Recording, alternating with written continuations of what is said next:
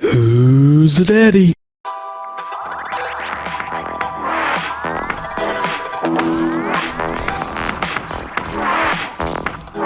Easy guys, Dom here from Cringy Dad Gaming. So here's 6 beginners tips to the game The Surge. If you're new to this game, you may find this helpful from the get-go. So part 1 is going to be about the combat. Now you'll notice that you can actually lock onto certain enemy body parts by pressing down on the R3 thumbstick.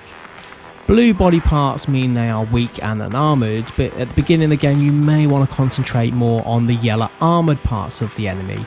Reason being is because if you hit that same body part over and over again, sometimes you're actually prompted to do a special move. That special move will actually hack off the body part, allowing you sometimes to pick up a piece of armour or a weapon.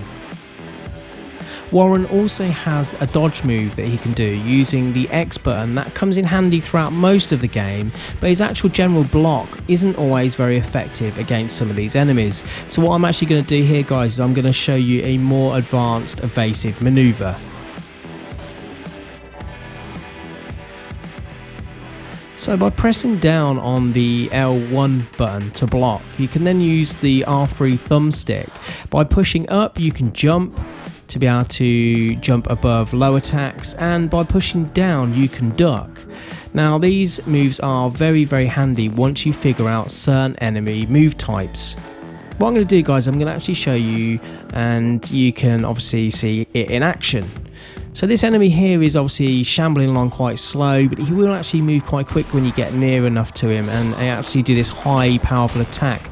We can use that maneuver to be able to duck under his attack and then take him out. Again, this guy here, once you've got the timing right, it really will make you feel like an absolute badass exo warrior. Very satisfying.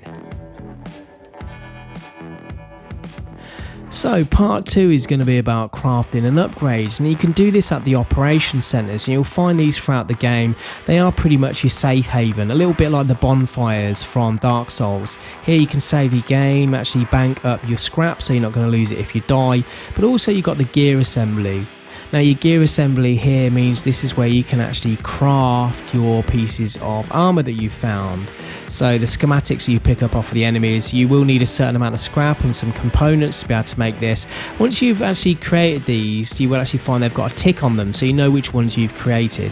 But also once you're on them, you can press right on the R thumbstick to be able to then upgrade the level from say Mark 1 to Mark 2, Mark 3 or Mark 4, so on and so forth. Next we move across to the Medbay. Now this brings us on to part 3, which is implants. Now not only can you include implants into Warren's suit, but you can also do things at the Medbay such as increase your power core, you can also save up your scrap, and it'll automatically refill your health. So part 4 is going to be the weapons themselves. So you will actually find that you can hack these off certain enemies. Some of them you can hack off of bosses. Some of them will be quite slow, you know, they are more powerful, but it really is a matter of picking the weapon that is going to be more suited to your playstyle. So part 5 is about the inventory. Now the inventory was something I really overlooked early on in the game. When you go into the inventory tab here by pressing R1 to tab across, you notice there's a consumable section here, and you can actually break down scrap that you've actually picked up off enemies.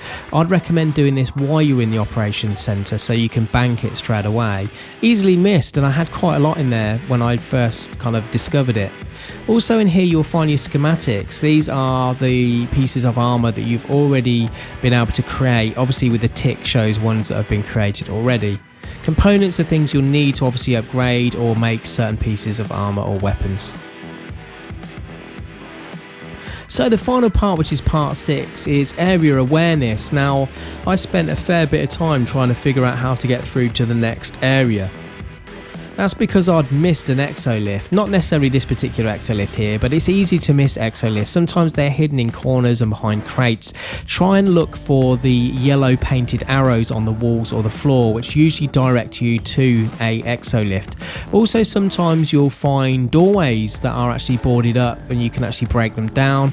That will lead you through to shortcuts. Shortcuts are very important for you to try and find and unlock, because it will allow you to very quickly get through areas by avoiding some harder enemies. So if you guys have found any of these tips helpful, please do give the video a like. Don't forget to subscribe to the channel if you haven't already to help it grow, really is appreciated. And just watch this space for more gameplay on the Surge. Thanks for watching.